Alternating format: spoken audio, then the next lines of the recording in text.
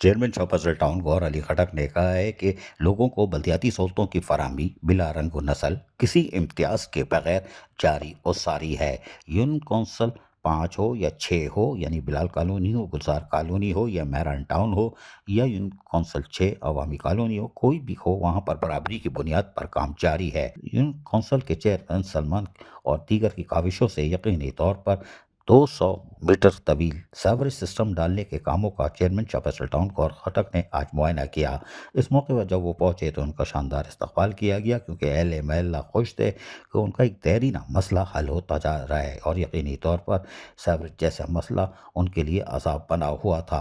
Chairman Shah town Gauhar Ali खटक ने कामों का मुआयना किया और अपने इत्मीनान का इजहार करते हुए ठेकेदार को फौरी तौर पर काम की रफ्तार को तेज़ करने के साथ साथ वाज़ेह तौर पर हिदायत की कि इसमें क्वालिटी का ख्याल रखा जाए। अगर ठेकेदार ने गड़बड़ की और सेवरेज सिस्टम दुरुस्त नहीं डाला तो उसको ब्लैक लिस्ट कर दिया जाएगा। साथ में एक्सीएन पी&आर को भी ब्लैक लिस्ट किया जा सकता है। उनकी जिम्मेदारी है कि वो काम को मुकम्मल और पायदार करें।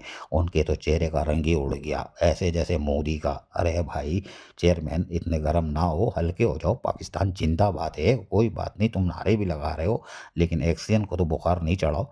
इतवार की छुट्टी वाले दिन भी यकीनी तौर पर शाह फैसल टाउन के यून कौंसल 5, 6 और अवामी कॉलोनी 6 में भी और यकीनी तौर पर कामों को अंजाम दिया जा रहा है। और चेयरमैन शाह फैसल टाउन गौहर अली खटक जहां सब जिलाली परचम शाहराहों पर गली महलों में लगाने का काम जारी रखे हुए हैं, वहीं पर तरक्याती कामों का भी मुआयना करने के लिए गर्म मौसम में गली महलों में मौजूद हैं। और यकीनी तौर पर अगर आप जश्न फतह पाकिस्तान जिंदाबाद रैली निकाल रहे हो तो पाकिस्तान को मजबूत भी करना है और उनके लोगों को उनके गली महलों में सहूलियात की फराहमी दे के इंफ्रास्ट्रक्चर को आप और मजबूत बनाकर यकीनी तौर पर फिर खुल कर कह सकते हो पाकिस्तान जिंदाबाद, शाह फैसल टाउन जिंदाबाद। अजीज आरिफ, KBS बलियाती न्यूज़, कराची। ऐसी ही खूबसूरत वीडियोस फ्यूचर में हासिल करने के लिए रेड बटन पर क्लिक करके और बेल आइकॉन को प्रेस करके हम सबके सब्सक्राइबर बनना मत भूलिए।